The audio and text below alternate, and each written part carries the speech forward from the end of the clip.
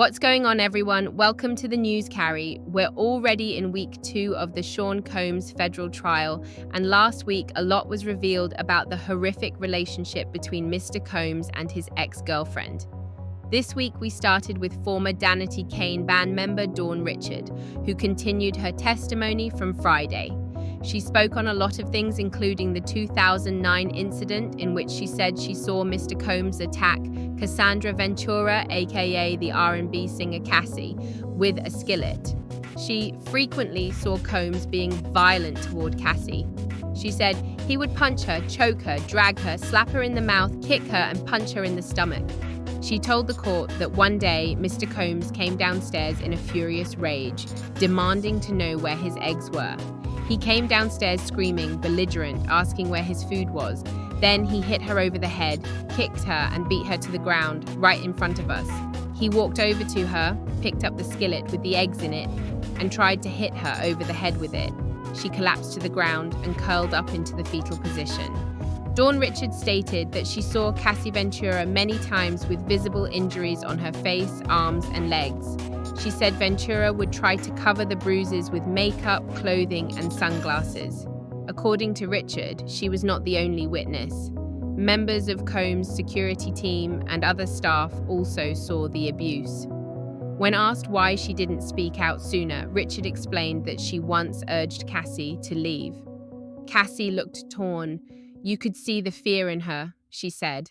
But when Combs found out about their conversation, he warned her to stay out of their relationship. He told her she was here to work and added that if she didn't stop, they would pay for it.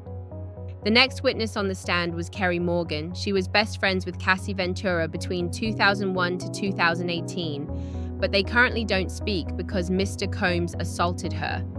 Morgan said she's testifying only because she was subpoenaed. When asked why she didn't want to testify, Morgan replied, "I have moved on with my life away from all these people and the problems." Kerry Morgan testified that Sean Combs assaulted her in Cassie Ventura's apartment in 2018. Combs let himself into the apartment, she said. He came up behind me and choked me and then boomeranged a wooden hanger at my head. Leaving finger marks on her neck, she quickly gathered her belongings and left. Morgan testified that she was planning on filing a lawsuit after the assault, but didn't. She said she met up with Ventura about a month after the incident and was promised $30,000 from Combs. Morgan said she signed a non-disclosure agreement and received the money. Kerry Morgan said Cassie Ventura told her she couldn't leave Sean Diddy Combs because he controlled everything, even though she would often tell her she should. When the prosecution asked why Ventura would say that, Morgan said it was because of her job, her car, her apartment. He controlled everything. She would have lost all of her livelihood. Combs would call Ventura repeatedly until she answered him, Morgan said. Sometimes he'd call 50 times in a row, Morgan testified. There were also times that Combs or his employees would contact Morgan in an attempt to reach Ventura if Combs couldn't get to her. Kerry Morgan testified that she witnessed Sean Diddy Combs assault Cassie Ventura on 2 separate occasions, once in Los Angeles and once in Jamaica, both times while he was sober. She described Combs hitting, pushing, kicking, and dragging Ventura by her hair. In the Jamaica incident around 2013, Morgan said she heard Ventura scream, saw Combs drag her down a hallway, and later witnessed Ventura on the ground in a fetal position with a large bump on her forehead. Ventura fled barefoot into the woods, and the two later hid in a ditch for hours before returning to the house. In the Los Angeles incident, Morgan said Combs hit and pushed Ventura during an argument while a security guard stood by and refused to intervene. Afterward, Morgan and Ventura hid outside a neighbor's home before separating. Morgan testified that she often saw Ventura with injuries and observed that Combs had frequent mood swings. He was known to be both generous and controlling, often yelling at Ventura and criticizing her appearance. The last witness for the day to take a stand is David James, who served as Combs' assistant for about a year, provided further insight into the music mogul's volatile behavior behind closed doors.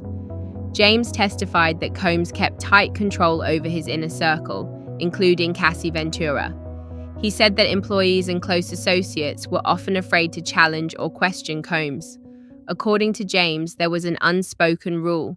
No one interfered in Combs and Ventura's relationship. He said staffers witnessed troubling moments but were too afraid of losing their jobs or facing retaliation to intervene. James verified previous testimony by saying he had seen Ventura distressed on multiple occasions.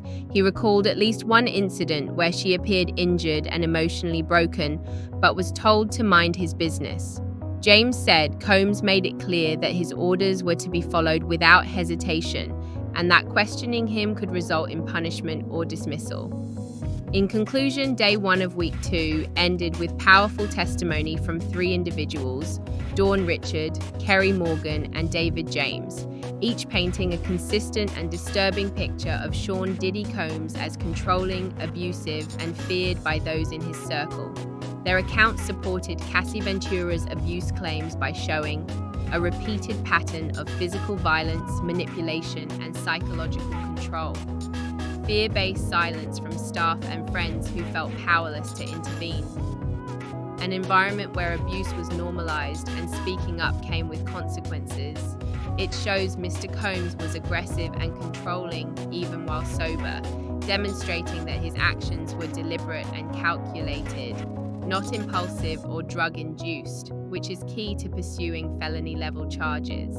These combined testimonies significantly strengthen the prosecution's case by confirming abuse, highlighting intimidation tactics, and proving sustained, intentional misconduct.